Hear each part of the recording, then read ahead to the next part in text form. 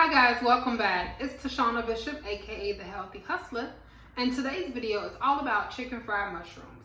This is our fried chicken substitute, and this recipe can be found in your plant-based starter kit. So why don't you go ahead and watch this video, follow along, and then you'll be on your way in no time. Alright guys, we're going to go ahead and get started. So we have our oyster mushrooms, and they have already been divided out of their clusters into pieces that we're going to batter and dip. So this is maybe a little more than 20 or so. I stopped counting. I'm actually going to be cooking this and taking this to family's house for a dinner tonight. So the recipe does cover 20 to 25 pieces, so that's what I'm going to demonstrate here. The same exact quantities. So we have our oyster mushrooms, they're ready to go. We have one medium mixing bowl, and this is going to be for our chickpea flour wet batter. And then we have a large mixing bowl, which is going to be for our spelt flour dry batter. So let's get started. So I have, let me get some water in here. So I have a 1 cup measuring spoon, and I'm going to start with our wet batter.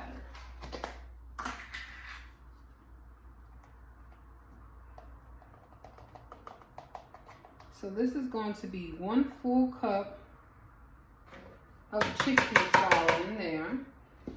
And then we're going to season it with our sea salt, granulated garlic,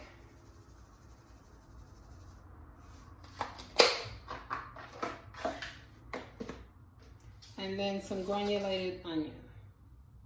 Now I'm not measuring, but you can measure according to the recipe. So you want to follow the recipe.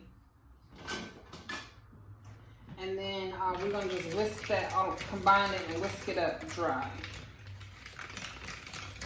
Okay.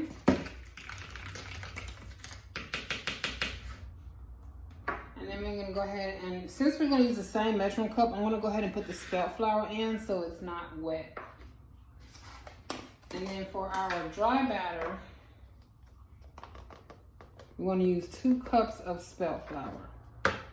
So spelt flour is very similar to wheat flour. That's why it gives it that nice crunch on the outside. And then this chickpea flour wet batter is going to be similar to like a buttermilk or a egg wash prior to frying chicken. So if you have those country recipes, the different recipes where you marinate the chicken, or you may do like a thick buttermilk batter and then put it over the regular flour. This is kind of like that. So that's why I call this a country fried, it's like a country fried chicken mushroom, okay? And then we'll go ahead and put our water in for our chickpea. Now you can do 1 cup even, which is what we're going to do, 1 even cup. You can reduce it a little bit if you want to make it thicker. If you want your wet batter a little thicker, more buttermilk-like, you can do that. But this is even, and it's pretty thick. I mean, like I always say, flour plays. And there can be lumps in there, so you probably possibly not be getting this enough. And I didn't sift the flour or anything like that. So that's 1 cup of chickpea flour, 1 cup of water, sea salt, granulated onion, and garlic. And you can smell the aroma coming off of this batter. I'm going to thin it out just a little bit because I have so many pieces and I don't want to have to go through the process of making more batter. I'm just not doing that. So I'm going to thin mine out just a little bit more. It's not soupy. It still has a nice little thickness to it. You want to start learning how to feel your food. So it has a little thickness still to it. And I have a lot of pieces. I think I have over 25. So I'm just going to add a little more water. So that's probably like a 1 1/4 cup is the most I'll do. So that's that. Now let me turn the stove on and get our grease warmed up. Okay. So we have our chickpea flour, our spelt flour. Now let's add some salt to that spelt flour. We don't want that plain, no, no, no.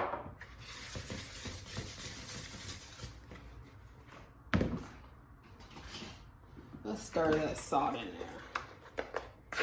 Okay. Get a couple of those lumps out. I see a few lumps in here. And you can sift your flour. Sift it if, you know, you don't want to run into all those lumps. Sift your flour and put it in here. I'm not, because I don't have time and I'm supposed to be getting ready for an event tonight. Well, it's not an event. It's a family dinner. I got invited to a dinner tonight, and I'm bringing my own food. So I'm trying to do things fast. You see, I still have on my workout clothes, okay? So I'm trying to get a lot done right now. So we have our wet batter here. So what we're gonna do is just drop them in there. Drop them. Drop a few pieces in. And then we're gonna just coat them. Now this is like the easiest, cleanest way to do it. You can put them in one by one, dip it, and then put it into the grease. If you want to do that, it's up to you. The recipe calls for you to do it this way because I found that this was the easiest. So you can get started faster without, with less mishaps. And the recipe calls for so much flour. So this is just the easy way to do it. And I'm all about easy. I'm not trying to make something hard even more difficult, You're cooking something new. You're trying something new. It's a new technique. It's a new food, new ideas. The least someone can do is make the information easy to apply. Okay? Let me get my tongs. Okay? So we have our pieces that have been coated. So I'm going to just drop a few at a time in the dry flour. And then we're just going to shake them around. So they'll get coated. I just put a few in at a time so they're not fighting for space. Okay. Get that in view. Then drop 1, 2, 3 more. Give that a good shake. You can also do this in a bag, like a Ziploc bag. That also helps. Just like you used to fry chicken. You put that flour in a bag and toss it up. I'm gonna go ahead and put a couple more.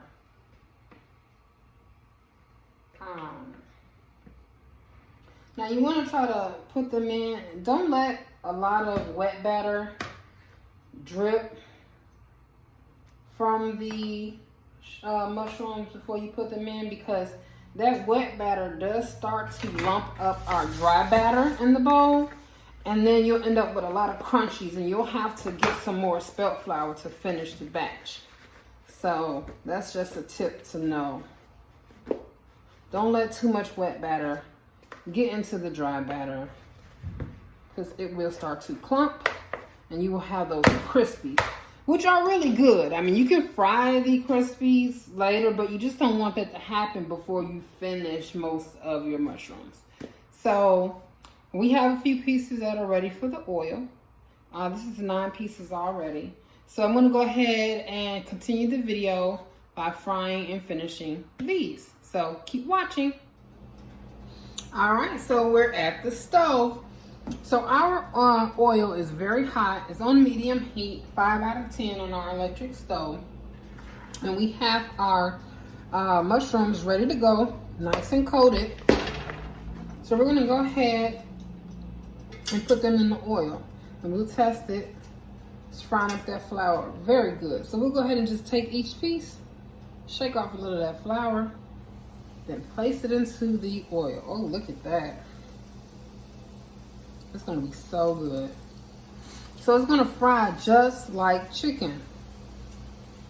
So you don't want to overcrowd the pan. You wanna lay it in so that it's nice and coated. It has room to do its thing. And if you get a piece and you see that it doesn't have enough flour, shake it up a little bit more. And then go ahead and put it into the oil. Now this is gonna crisp up just like some fried chicken. So we'll let that go. See, I got something else going over here. I'm also taking macaroni and cheese to the party. So I'm gonna film that too. So we get our macaroni ready. So we're gonna let that cook on one side for about 3 to 5 minutes. I think the recipe says like 5 to 7, but you want it to let it get brown. So depending on how hot your grease is, it can go a little faster. And that's another thing.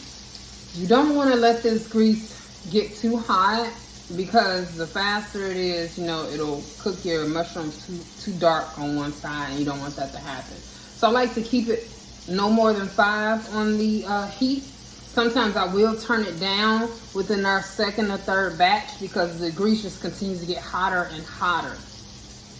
And I don't want my batches to get darker as they progress. So keep watching that. If you notice that it's browning too fast or it's getting too dark, don't be afraid to turn the heat down just a little bit. So those are going, and then we'll be back when we flip them over.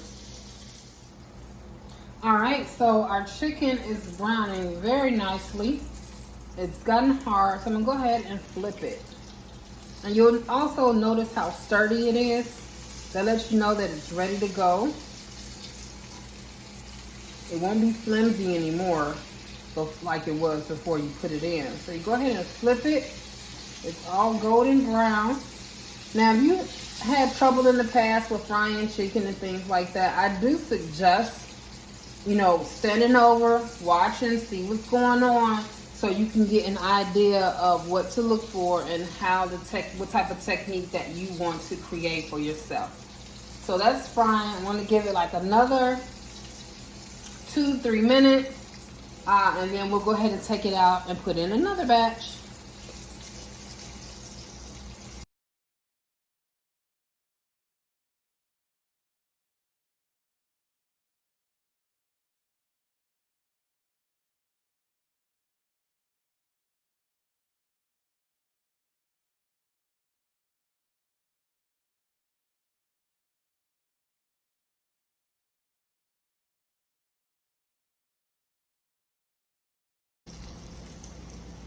Okay, so this is our last batch coming out.